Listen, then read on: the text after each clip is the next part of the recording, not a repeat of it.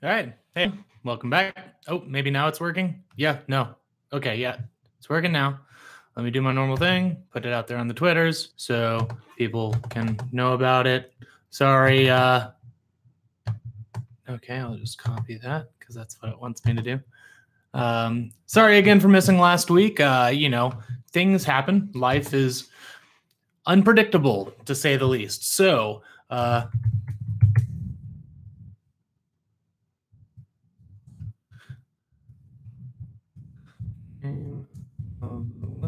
as you can tell, I'm tweeting something real quick. So it's a little hard to type and do that. And I am doing my best. I will wind up making a typo in time, or a bad thing to try to type together or think together. Kyle's reading. That's what I call this thing. Kyle's reading time. Welcome to Kyle's reading time. Yes, I'm looking at the mic and you see me not looking at you because that's weird. Man. And yeah, sorry about last week not being able to do it. Sorry about this week. I mean, I'm not really sorry. My wife needed help. I go and do that. I have life. I do this for fun. So if you're having fun with me, congratulations. Yes, and then bam. Okay, there on Twitter. Now we can get to reading this awesome book that I've been craving to get back into. Let's see, we left off chapter 15, I think, chapter 16. So let me make sure everything is set up proper. Oh no, I don't have my headphones, so I can't hear how well it sounds. Be right back.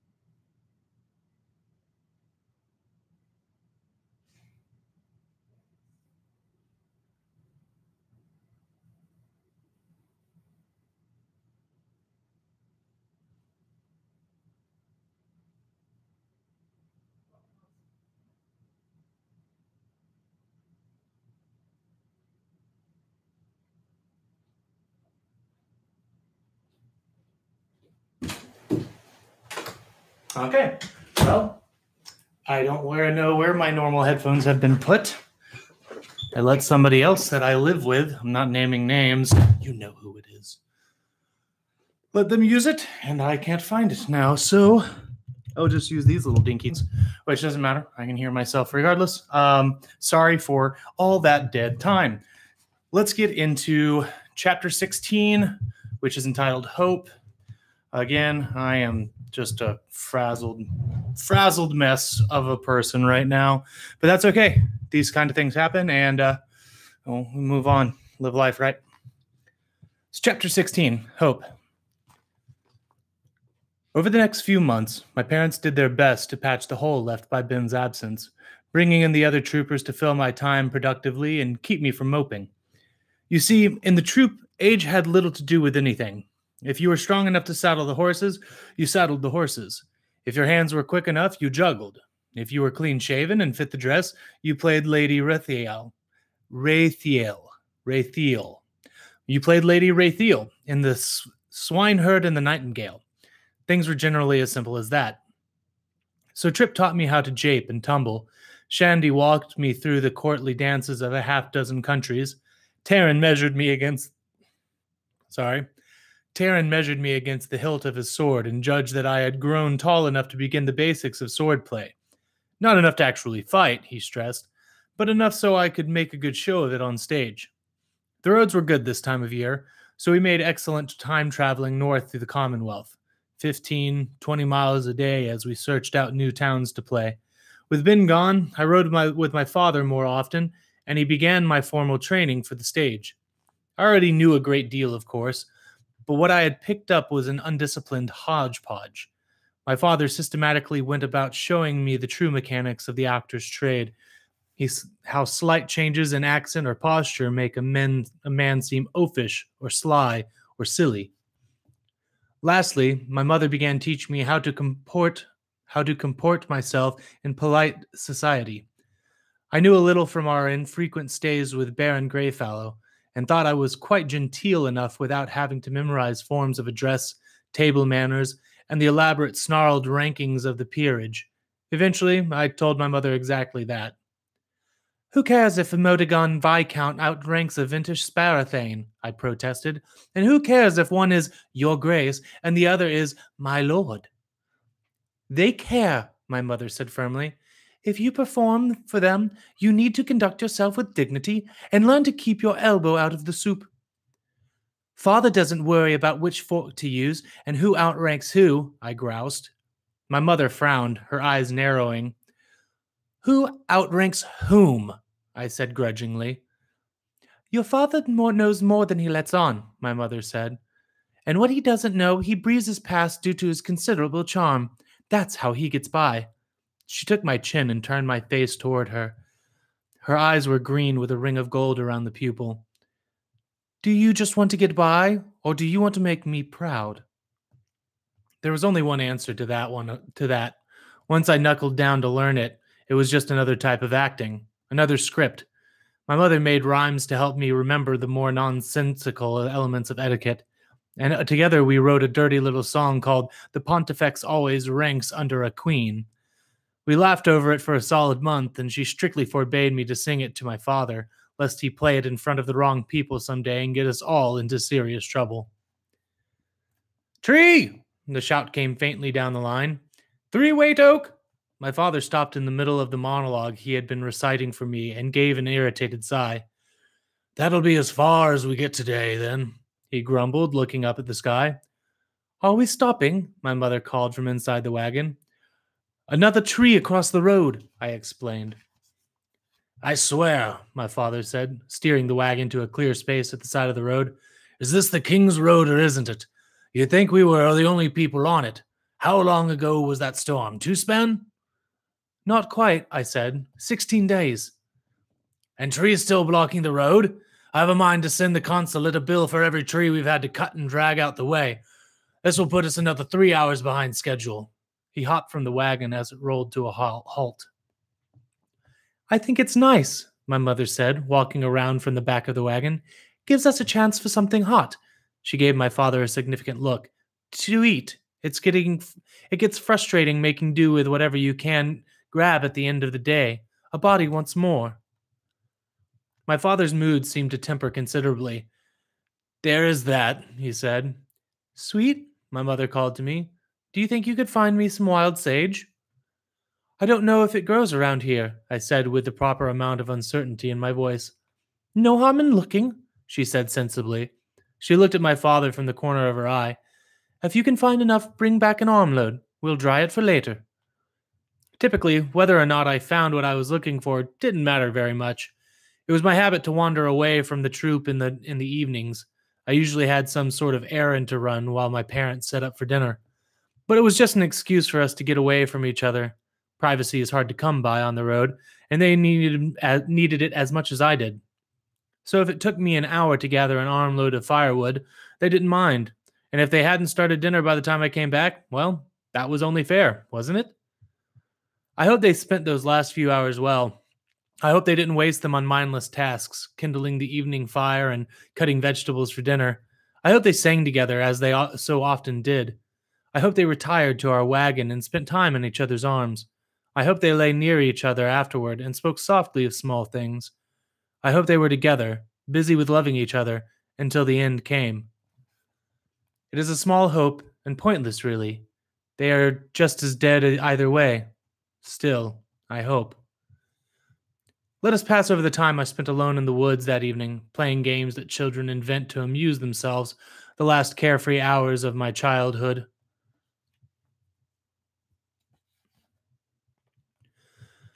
The last carefree hours of my life, the last moments of my childhood. Let us pass over my return to the camp just as the sun was beginning to set. The sight of bodies strewn about like broken dolls, the smell of blood and burning hair. How I wandered aimlessly about, too disoriented for proper panic, numb with shock and dread. I would pass over the whole of that evening, in fact. I would spare you the burden of any of it I would spare you the burden of any of it if one piece were not necessary to the story. It is vital. It is the hinge upon which the story pivots, like an opening door. In some ways, this is where the story begins. So let's have done with it. Scattered patches of smoke hung in the still evening air. It was quiet, as if everyone in the troop was listening for something, as if they were all holding their breath. An idle wind tousled the leaves in the trees and wafted a patch of smoke like a low cloud toward me. I stepped out of the forest and through the smoke, heading into the camp. I let the cloud of smoke and rubbed some of the sting from my eyes. As I looked around, I saw Tripp's tent lying half collapsed and smoldering in his fire. The treated canvas burned fitfully, and the acrid gray smoke hung close to the ground in the quiet evening air. I saw Taryn's body lying by his wagon, his sword broken in his hand. The green and gray he normally wore was wet and red with blood. One of his legs was twisted unnaturally, and the splintering bone showed through his skin was very, very white. I stood, unable to look away from Taryn, the gray shirt, the red blood, the white bone. I stared as if it were a diagram in a book. I was trying to understand it. My body grew numb. I felt as if I was trying to think through syrup. Some small rational part of me realized I was in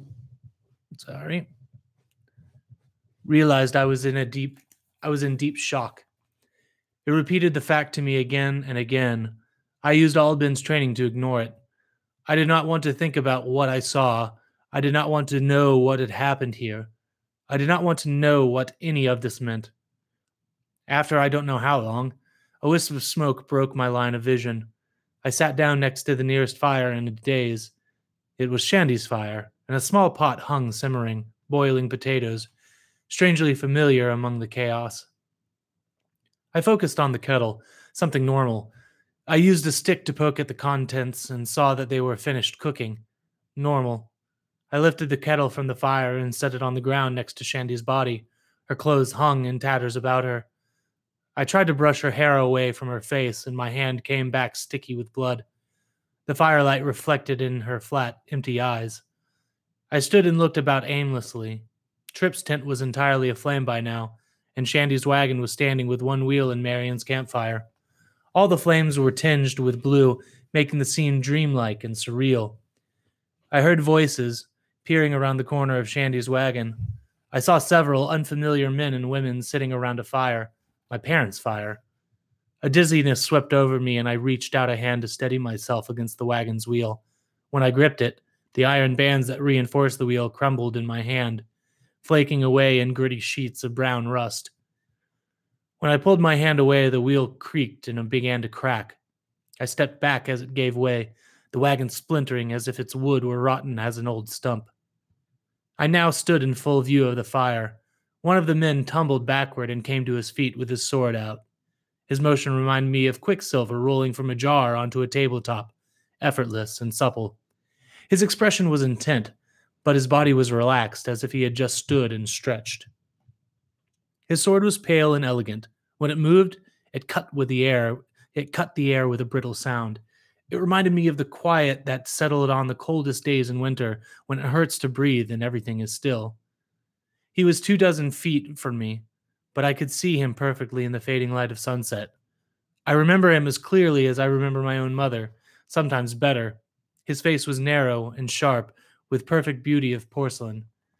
His hair was shoulder length, framing his face in loose curls, the color of frost.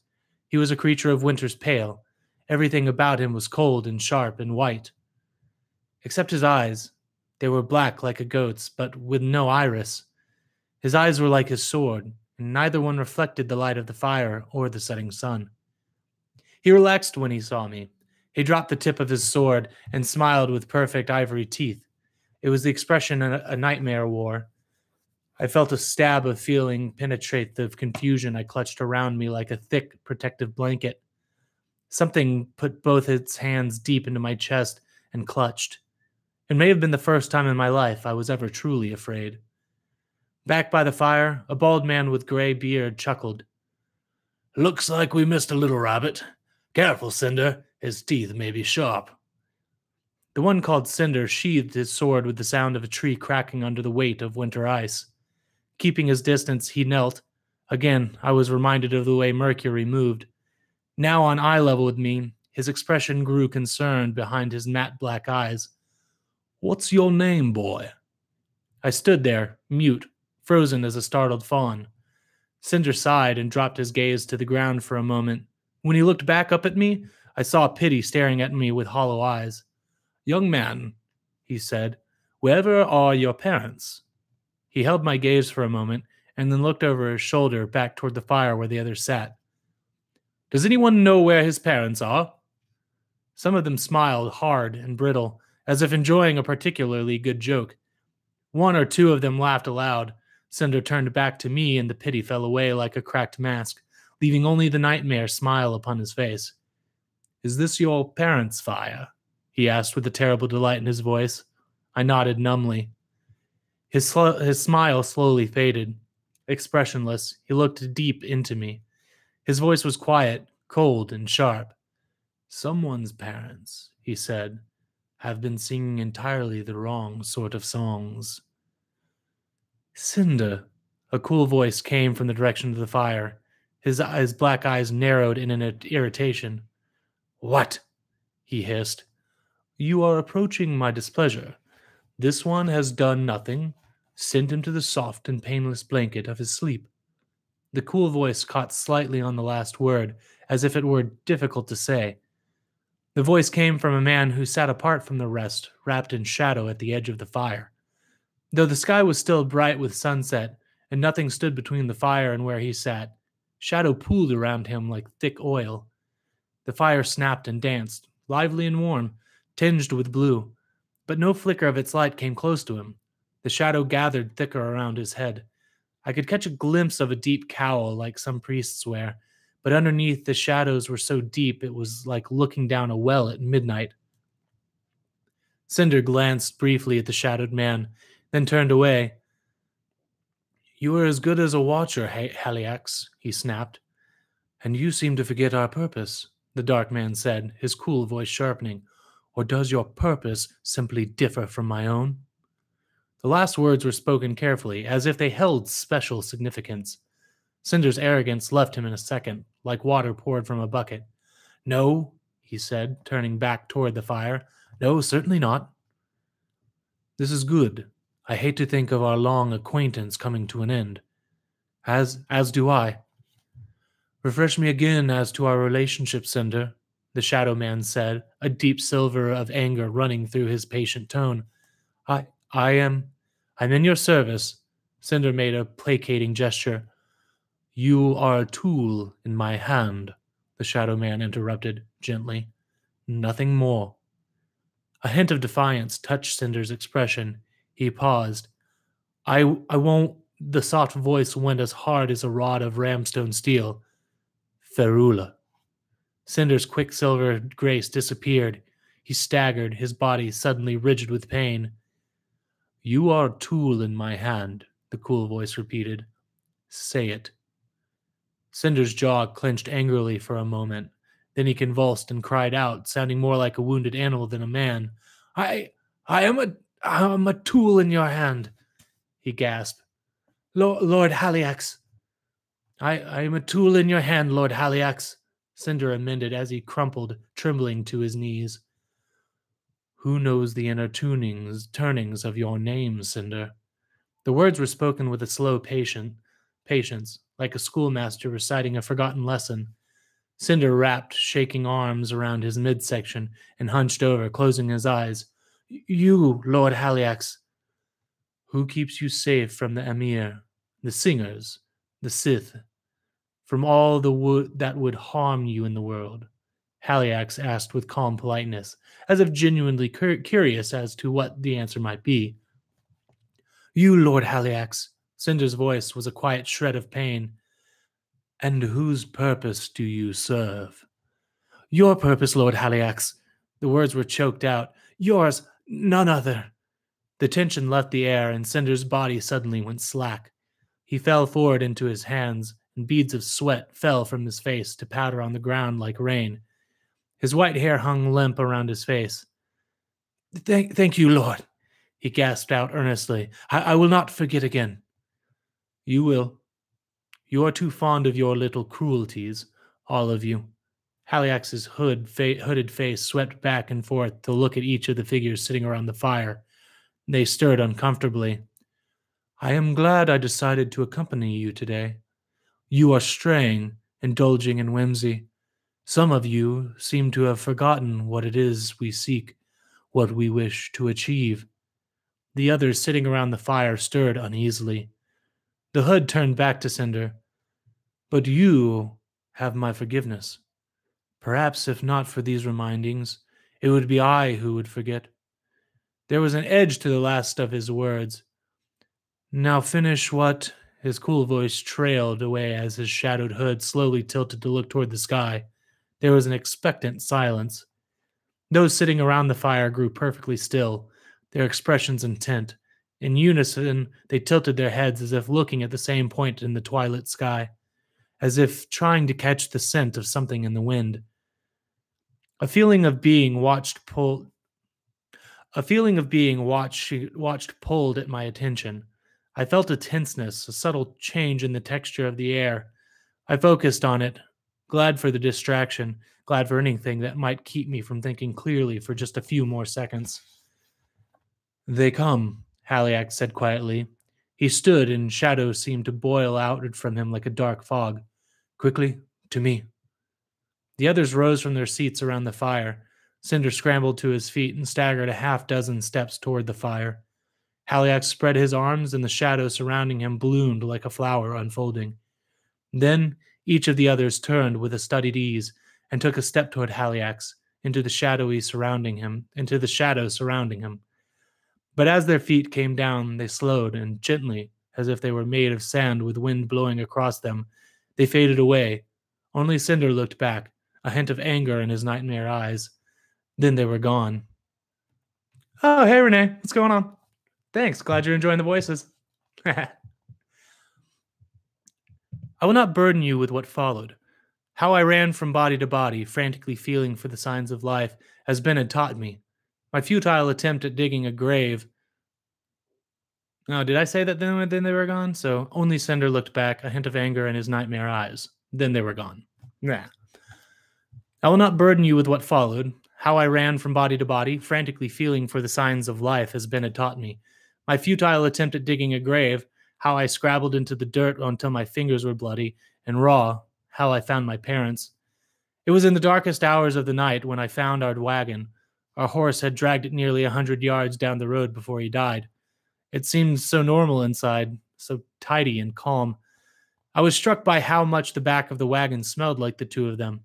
I lit every lamp and candle in the wagon. The light was no comfort, but it was the honest gold of real fire, untinged with blue. I took down my father's loot case. I lay in my parents' bed with the loot beside me. My mother's pillow smelled of her hair, of an embrace. I did not mean to sleep, but sleep took me. I woke coughing with everything in flames around me. It had been the candles, of course. Still numb with shock, I gathered a few things into a bag. I was slow and aimless, unafraid as I pulled Ben's book from under my burning mattress.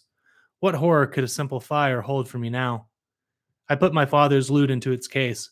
I felt like I was stealing, but I couldn't think of anything else that would remind me of them. Both their hands had brushed its wood 1,000 times. 1,000,000 times. Then I left.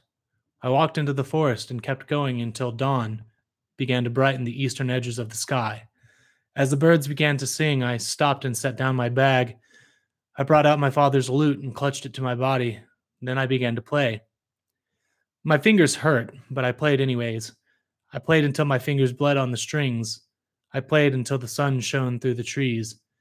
I played until my arms ached. I played, trying not to remember, until I fell asleep.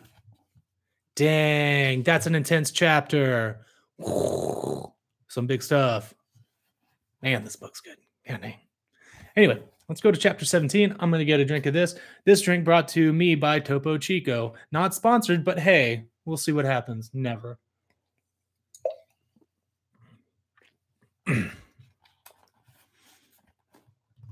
Chapter 17. Interlude. Autumn. Kvothe held out a hand to Chronicler, then turned to his student frowning. Need to get back into it. Stop looking at me like that, Bast. Bast looked close to tears. Oh, Reshi, he choked out. I had no idea. Kvothe gestured as if cutting the air with the side of his hand. There's no reason you should, Bast. No reason to make an issue out of it. But Reshi. Kvothe gave his student a severe look. What, Bast? Should I weep and tear my hair, curse Telu and his angels, beat my chest? No, that is low drama. His expression softened somewhat. I appreciate your concern, but this is just a piece of the story, not even the worst piece, and I'm not telling it to garner sympathy. Kvothe pushed his chair back from the table and came to his feet. Besides, all of this happened long ago. He made a dismissive gesture. Time is the great healer, and so on. He rubbed his hands together. Oh, maybe mineral water was a bad idea. Excuse me. He rubbed his hands together. Now, I'm going to bring in enough wood to get us through the night. There will be a chill if I'm any judge of the weather. You can get a couple loaves ready to bake while I'm out, and try to collect yourself. I refuse to tell the rest of the story with you making blubbery cow eyes at me. With that, Kvothe walked behind the bar and out through the kitchen toward the back door of the inn. Bast scrubbed roughly at his eyes, then watched his master go. He's fine so long as he's busy, Bast said softly. I beg your pardon, Chronicler said reflexively. He shifted awkwardly in his seat, as if he wanted to get to his feet, but couldn't think of a polite way to excuse himself. Bast gave a warm smile, his eyes a human blue again. I was so excited when I heard who you were, that he was going to tell his story. His mood's been so dark lately, and there's nothing to shake him out of it. Nothing to do but sit and brood. I'm sure that remembering the good times will... Bast grimaced. I'm not saying this very well. I'm sorry for earlier. I wasn't thinking straight. No, Chronicler stammered hastily. I'm the one. It was my fault. I'm sorry. Bast shook his head. You were just surprised, but you only tried to bind me. His expression grew a little pained. Not that it was pleasant, mind. It feels like being kicked between your legs, but all over the body. It makes you feel sick and weak, but it's just pain. It wasn't like you'd actually wounded me. Bast looked embarrassed. I was going to do more than hurt you. I might have killed you before I even stopped to think. Before an uncomfortable silence developed, Chronicler said, Why don't we take this word with that we were both suffering from blinding idiocy and leave it at that? Chronicler managed a sickly smile that was heartfelt in spite of the circumstances.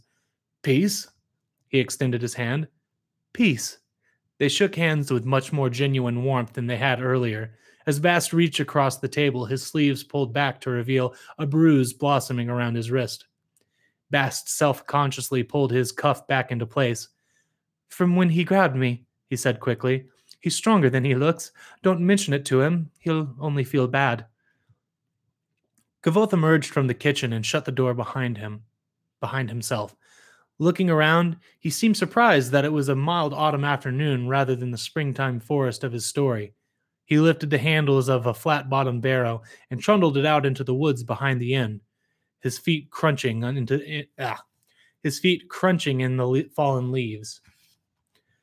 Not too far into the trees was the winter's wood supply. Cord on cord of oak and ash were stacked to make tall, crooked walls between the trunks of trees. Kvothe tossed 2 pieces of firewood into the wheelbarrow where they struck the bottom like a muted drum. Another 2 followed them. His motions were precise, his face blank, his eyes far away. As he continued to load the barrow, he moved slower and slower, like a machine winding down. Eventually he stopped completely and stood for a long minute, still as stone. Only then did his composure break, and even with no one there to see, he hid his face in his hands and wept quietly. his body racked with wave on wave of heavy, silent sobs. Chapter 18, Roads to Safe Places. Perhaps the greatest faculty our minds possess is the ability to cope with pain. Classic thinking teaches us of the 4 doors of the mind, which everyone moves through according to their need. First is the door of sleep. Sleep offers us a retreat from the world and all its pain. Sleep marks passing time, giving us distance from the things that have hurt us. When a person is wounded, they will often fall unconscious. Similarly, someone who hears traumatic news will often swoon or faint. This is the mind's way of protecting itself from pain by stepping through the first door. Second is the door of forgetting. Some wounds are too deep to heal, or too deep to heal quickly. In addition, many memories are simply painful, and there is no healing to be done. The saying, "time heals all wounds," is false. Time heals most wounds. The rest are hidden behind this door. Third is the door of madness. There are times when the mind is dealt such a blow, it hides itself in insanity. While this may not seem beneficial, it is. There are times when reality is nothing but pain, and to escape that pain, the mind must leave reality behind. Last is the door of death, the final resort. Nothing can hurt us after we are dead, or so we have been told. After my family was killed, I wandered deep into the forest and slept. My body demanded it, and my mind used the first door to dull the pain. The wound was covered until the proper time for healing could come. In self-defense, a good portion of my mind simply stopped working, went to sleep, if you will. While my mind slept, many of the painful parts of the previous day were ushered through the second door. Not completely. I did not forget what had happened, but the memory was dulled, as if seen through thick gauze. If I wanted to, I could have brought to memory the faces of the dead, the memories of the man with black eyes, but I did not want to remember. I pushed those thoughts away and let them gather dust in a seldom used corner of my mind. I dreamed not of blood, glassy eyes, and the smell of burning hair, but of gentler things, and slowly the wound began to grow numb. I dreamed I was walking through the forest with plain-faced Lackleth, the woodsman who had traveled with our troop when I was younger. He walked silently through the underbrush while I kicked up more noise than a wounded ox dragging an overturned cart. After a long period of comfortable silence, I stopped to look at a plant. He came quietly up behind me. "Sagebeard," he said. You can tell by the edge. Sorry, same character. You can tell by the edge. He reached past me and gently stroked the appropriate part of the leaf. It did look like a beard. I nodded. "This is willow. You can chew the bark to lessen pains." It was bitter and slightly gritty. "This is its root. Don't touch the leaves." I didn't. "This is baneberry. The small fruits are safe to eat when red, but never when shading from green to yellow to orange. This is how you set your feet when you want to walk silently." It made my calves ache. "This is how you part the brush quietly, leaving no sign of your passing. This is where you find the dry wood. This is how you keep the rain off when you don't have canvas. This is pater root. You can eat it, but it tastes bad. These," he gestured, "straight rod, orange stripe, never eat them. The one with the little knobs on it is Burrum. You should only eat that if you just eaten something like straight rod. It will make you kick up whatever's in your stomach. This is how you set a snare that won't kill a rabbit. This snare will." He looped the string first one way, then the other. As I watched his hands manipulate the string, I realized it was no longer Lackleth, but Abinthy. We were riding in the wagon, and he was teaching me how to tie sailor's knots. Knots are interesting things, Ben said as he worked. "The knot will either be the strongest or the weakest part of the rope. It depends entirely on how well one makes the binding." He held up his hands, showing me an impossibly complex pattern spread between his fingers. His eyes glittered. "Any questions?" "Any questions?" my father said. We had stopped early for the day because of a greystone. He sat tuning his lute and was finally going to play his song for my mother and me. We had been waiting so long. "Are there any questions?" he repeated, as he sat with his back against the great greystone. Why do we stop at the waystones? Tradition mostly, but some people say they marked old roads. My father's voice changed and became Ben's voice. Safe roads, sometimes road to safe places, sometimes safe roads leading into danger. Ben held one hand out to it, as if feeling the warmth of a fire. But there is a power in them. Only a fool would deny that.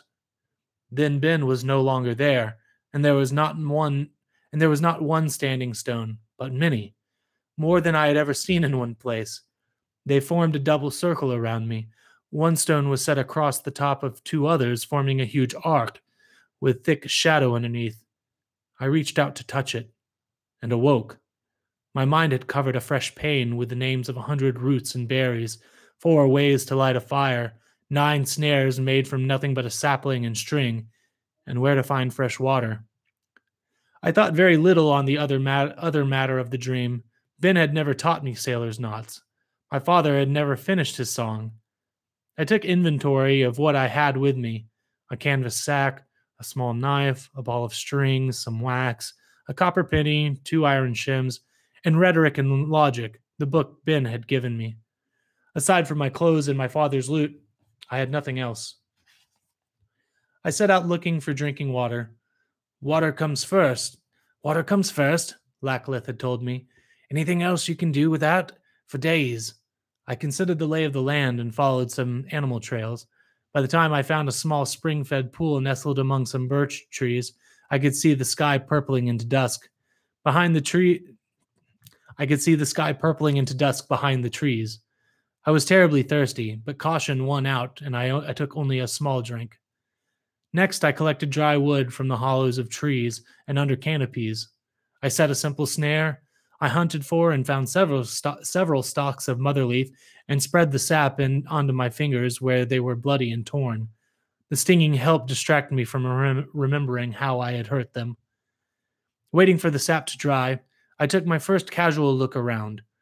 Oaks and birches crowded each other for space. Their trunks made patterns of alternating light and dark with the canopy of branches. A small rivulet ran from the pool across some rocks and away to the east. It may have been beautiful, but I couldn't notice. To me, the trees were shelter, the undergrowth a source of nourishment, and the pool reflecting moonlight only reminded me of my thirst. There was also a great rectangle stone lying on its side near the pool. A few days earlier, I would have recognized it as a gray stone. Now, I see it as an efficient windbreak, something to put my back against as I slept. Through the canopy, I saw the stars were out. That meant it had been several hours since I had tried the water. Since it hadn't made me sick, I decided it must be safe and took a long drink. Rather than refreshing me, all my drink did was make me aware of how hungry I was. I sat on the stone by the edge of the pool. I stripped the leaves from the stalks of motherleaf and ate one. It was rough, papery, and bitter. I ate the rest, but it didn't help.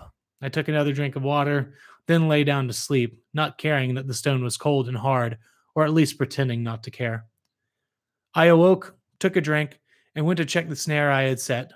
I was surprised to find a rabbit already struggling against the cord. I took out my small knife and remembered how Lackleth had shown me to dress a rabbit. Then I thought of the blood and how it would feel on my hands. I felt sick and vomited. I cut loose the rabbit and walked back to the pool. I took another drink of the water and sat on the stone. I felt a little lightheaded and wondered if it was from hunger. After a moment, my head cleared and I chided myself for my foolishness. I found some shelf fungus growing on a dead tree and ate it after washing it in the pool. It was gritty and tasted like dirt. I ate all I could find. I set a new snare, one that would kill. Then, smelling rain in the air, I returned to the Greystone to make a shelter for my loot. All right, I think I'm going to, let's see. One more chapter. We'll give it one more chapter. Here we go. Chapter 19, Fingers and Strings. In the beginning, I was almost like an automaton, thoughtlessly performing the actions that would keep me alive. I ate the second rabbit I caught, and the third.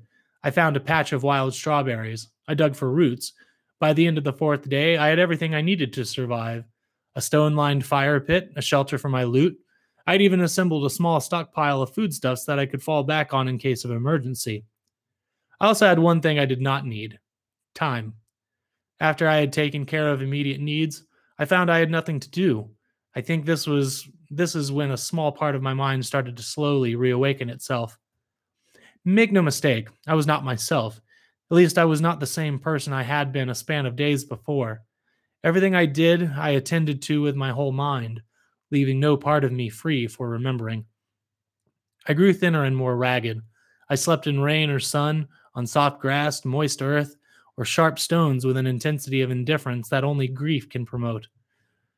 The only notice I took of my surroundings was when it rained, because then I could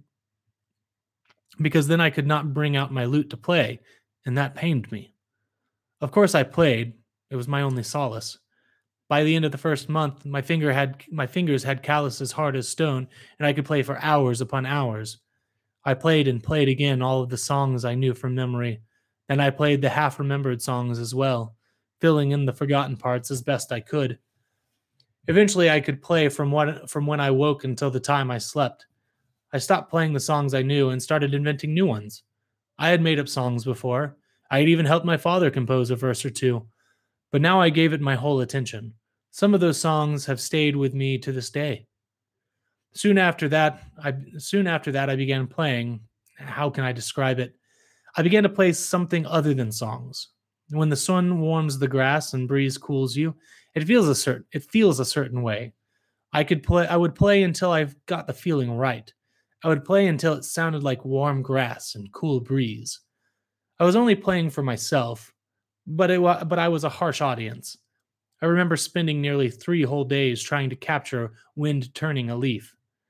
By the end of the second month, I could play things nearly as easily as I saw and felt them. Sun setting behind the clouds, bird taking a drink, dew in the bracken. Somewhere in the third month, I stopped looking outside and started looking inside for things to play. I learned to play riding in the wagon with Ben, singing with father by the fire, watching Shandy dance, grinding leaves when it is nice outside, mother smiling. Needless to say, playing these things hurt, but it was a hurt like tender fingers on lute strings. I bled a bit and hoped that I would callous soon.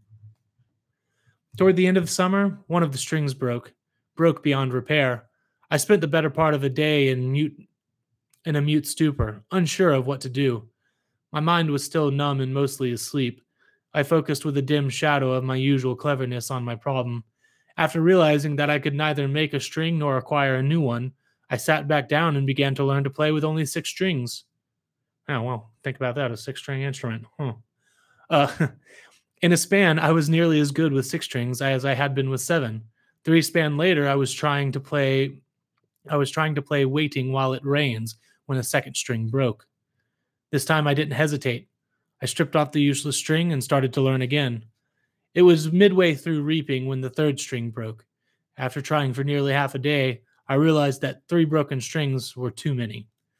So I packed a small, dull knife and half a ball of string and Ben's book into a tattered canvas sack. Then I shouldered my father's lute and began to walk. I tried humming Snow Falling with the late autumn leaves, calloused fingers and a lute with 4 strings, but it wasn't the same as playing it. My plan was to find a road and follow it to a town. I had no idea how far I was from either, in which direction they might lie, or what their names might be. I knew I was somewhere in the Southern Commonwealth, but the precise location was buried, tangled up with the other memories that I was not eager to unearth. The weather helped me make up my mind. Cool autumn was turning to winter's chill. I knew the weather was warmer to the south, so, lacking any better plan, I set the sun on my left shoulder and tried to cover as much distance as I could. The next span was an ordeal. The little food I'd brought with me was soon gone, and I had to stop and forage when I was hungry. Some days I couldn't find water, and when I did, I had nothing I could use to carry it. The small wagon track joined a bigger road, which joined a larger road yet. My feet chafed and blistered against the inside of my shoes. Some nights were bitter cold. There were inns, but aside from the occasional drink I stole from the horse's trough, I gave them a wide berth. There were a few small towns as well, but I needed someplace larger. Farmers have no need for lute strings. At first, whenever I heard a wagon or horse approaching, I found myself limping off to hide by the side of the road. I had not spoken with another human since the night my family was killed. I was more akin to a wild animal than a boy of 12, but eventually the road became too large and well-traveled, and I found myself spending more time hiding than walking. I finally braved the traffic and was relieved when I was largely ignored. I had been walking for less than an hour one morning when I heard a wagon coming up behind me. The road was wide enough for 2 wagons to run abreast, but I moved to the grass at the edge of the road anyway. Hey, boy! It's a rough male voice. Hey, boy! A rough male voice behind me yelled. I didn't turn around. Hello, boy! I moved further off the road into the grass without looking behind me. I kept my eyes on the ground beneath my feet. The wagon pulled slowly alongside me. The voice bellowed twice as loud as before. Boy! Boy!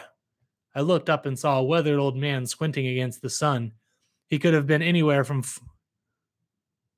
Hey, boy! Yeah, oh man, that gets into like a Lindby thing where we joke about Sling Blade. You ought not done that. You're just a boy. I'm going to get back to reading. Thanks, Renee. I looked up and saw a weathered old man squinting against the sun. He could have been anywhere from 40 to 70 years old. There was a thick-shouldered, plain-faced young man sitting next to him on the wagon. I guess they were father and son. Are you deaf, boy? Are you deaf, boy? The old man pronounced it deaf. I shook my head. You dumb, then? I shook my head again. No. It felt strange talking to someone. My voice sounded odd, rough, and rusty from disuse. He squinted at me. You going into the city? I nodded, not wanting to talk again. Get in, then. He nodded toward the back of the wagon. Sam won't mind pulling a little whippet like yourself. He patted the rump of his mule. It was easier to agree than run away, and the blisters on my feet were stinging from the sweat in my shoes. I moved to the back of the open cart and climbed on, pulling my loot after me. The back of the open wagon was about 3/4 full of large burlap bags. A few round, knobby squash had spilled from an open sack and were rolling aimlessly around on the floor. The old man shook the reins. Hup! And the mule grudgingly picked up its pace. I picked up a few of the loose squash and tucked them into the bag that had fallen open. The old farmer gave me a smile over his shoulder. Thanks, boy. I'm Seth, and this here is Jake. You might want to be sitting down. A bad bump could tip you over the side. I sat on one of the bag's tents for no good reason, not knowing what to expect. The old farmer handed the reins to his son and brought a large brown loaf of bread out of a sack that sat between the two of them. He casually tore off a large chunk, spread a thick dab of butter onto it, and handed it back to me. The casual kindness made my chest ache. It had been half a year since I had eaten bread. It was soft and warm, and the butter was sweet. I saved a piece for later, tucking it into my canvas sack. After a quiet quarter of an hour, the old man turned halfway around. Do you play that thing, boy? He gestured to the loot case. I clutched it closer to my body. It's broken. Ah, he said, disappointed. I thought he was going to ask me to get off, but instead he smiled and nodded to the man beside him. We'll just have to be entertaining you instead. He started to sing Tinker Tanner, a drinking song that is older than God. After a second, his son joined in, and their rough voices made a simple harmony that set something inside me aching as I remembered other wagons, different songs, a half-forgotten home. All right. We are going to end it there. Next time will be chapter 20. Thank you for joining. I have 2 people watching, Renee, and I'm not sure who the other person is, but thank you for joining me. I appreciate you tuning in. Please feel free to leave any constructive criticism or notes or anything like that. I'm doing this for fun of my own whims. You know, it's mainly just for practicing talking and getting character voices down and everything. If you're here, you probably know I do a podcast called Bombarded, which you can search that on social media, Bombardedcast. Renee joined me. She does a podcast called Fate and the Fable Maidens, which I've been keeping up with. It's very good. You should check that out as well. Just plug that in there for anyone who's watching. So yeah, Bombardedcast. If you like D&D podcasts, Bombardedcast, Fate and the Fable Maidens. So thanks for joining me, Renee. Really appreciate it. And the compliment. So yeah, but yeah, Bombarded. What we do is we write a song every episode using chord dice. So we roll those up. All the people in my band Linby, they play the bards. I'm the DM. They bring their instruments to the table to cast spells and everything like that. So it's a good time. Go check it out, Bombarded. You search it on any of your podcatchers and you'll find it there. But yeah, thanks again for joining me. I'll be back next week, hopefully, without any life intrusions like last week or this week. But thank you again, and see you next time.